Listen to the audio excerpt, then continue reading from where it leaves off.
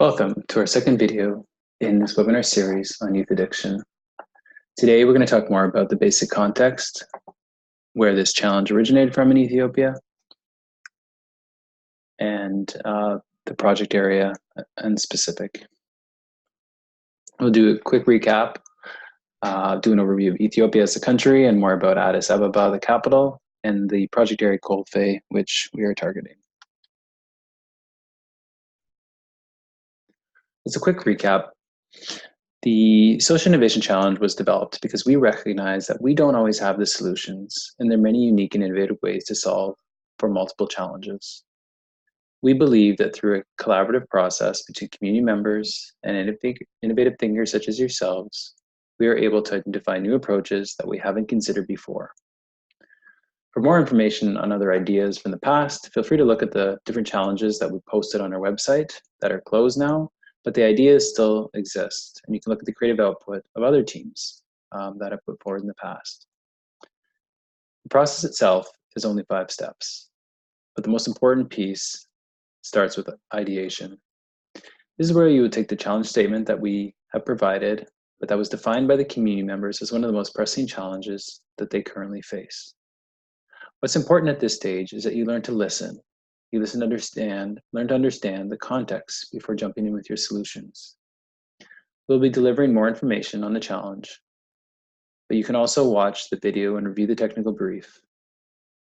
We would also encourage you, though, to do your own research. The best ideas will only come from understanding the context itself. After the submission, a team from World Vision will review all the submissions against the criteria and shortlist down to 5 teams. These 5 teams will be used in a prototyping workshop in Ethiopia in April as a way for the communities to talk about the ideas and provide more feedback. The teams themselves will take this feedback as well as additional support they will receive to refine their business models, prepare themselves for the pitch event. A pitch event will be conducted where the top 5 teams will present their ideas to a panel of judges. We'll then award the top team. This team will then go through an incubation process, and they will be able to go to Ethiopia to visit with the communities, talk about their ideas, and present their work to various partners. And at this stage is when the collaboration really begins.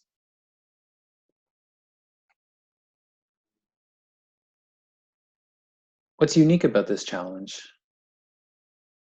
is that we leveraged a long-term history of working with communities in Ethiopia to bring forward these challenges. We work through a human-centered design thinking process to really identify what the main locally identified problems and issues are.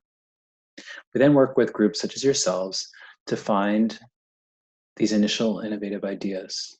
And then we build in a feedback loop that allows for connecting the field to the solution providers such as yourselves and really improve these ideas and begin this collaboration. This year, our challenge statement is, how might we use recreation to combat youth addiction in Ethiopia?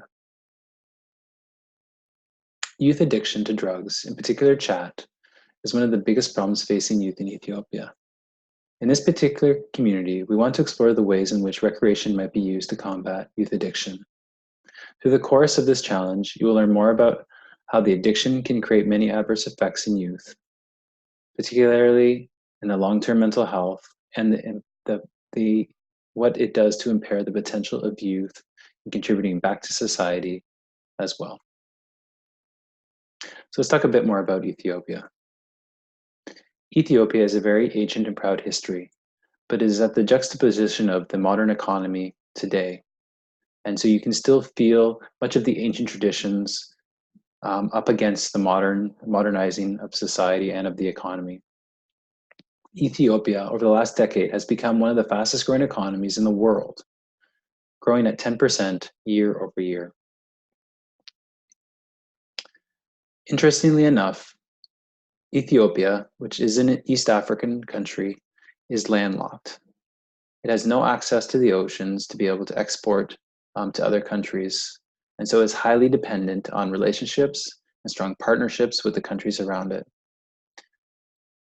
Those countries that it's surrounded by are Sudan, Kenya, Somalia, Djibouti, and Eritrea.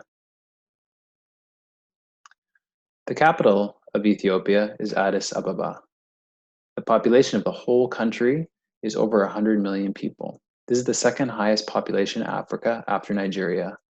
This population is about 1/3 the size of the US population, but 50% of this population are youth, creating both a unique problem, but also a unique opportunity to address. Currently, about 25% of the youth population are unemployed. It is still a very poor country. It has very low internet usage and low literacy. Approximately 60% of students will drop out of primary school, creating a long-term impact on future potential in and of itself. Ethiopians, though, are proud to always say that they're one of the 2 countries that were never colonized in Africa. But they have nevertheless had its share of political and economic stability issues historically. But it has been quite stable of recent times with stronger governance systems in politics and a better diversification of the economy towards industrialization as well. Culturally, about 60% of the population identifies as Christian and 33% of the population identify as Muslim. Demographically, it's about 79% in rural areas and 21% in urban areas. This is pretty typical of many African countries, but these numbers are going to change specifically in Ethiopia significantly over the years as more and more people migrate, and we'll discuss this more in a couple of slides. Socioeconomically, about 22 million people live below the national poverty line currently. 25% of the population in poverty live in rural areas, but it also indicates that 75% of them live in urban areas. So if 75% of your urban population that are poor live in urban areas, that trend is going to be compounded. And this is particularly important for this challenge, which does focus on the urban areas. And then lastly, economically, historically, and to date, Ethiopia depends a lot on agriculture. More than 50% of its economy depends on agriculture, and primarily coffee, which is native and indigenous to Ethiopia, as well as pulses, such as a variety of different types of beans. Addis, as we've indicated, is at the center of Ethiopia.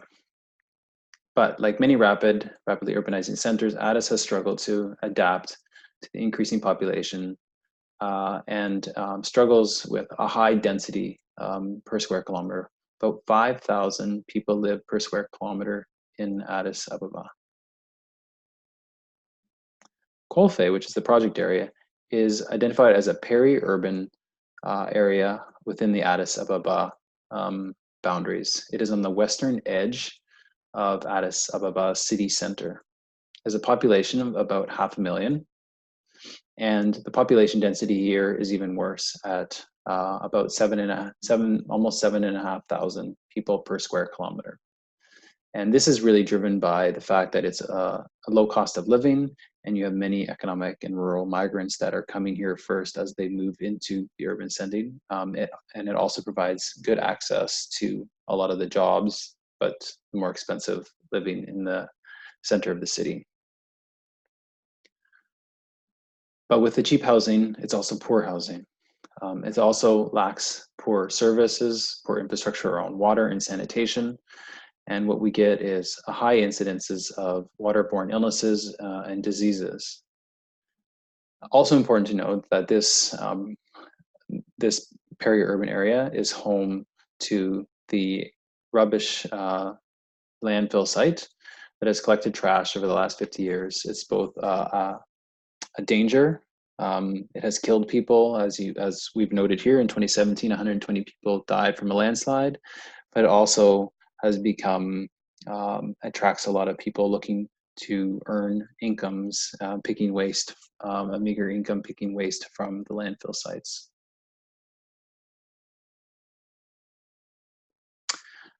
As a reminder, the next steps. The timeline, we started in November.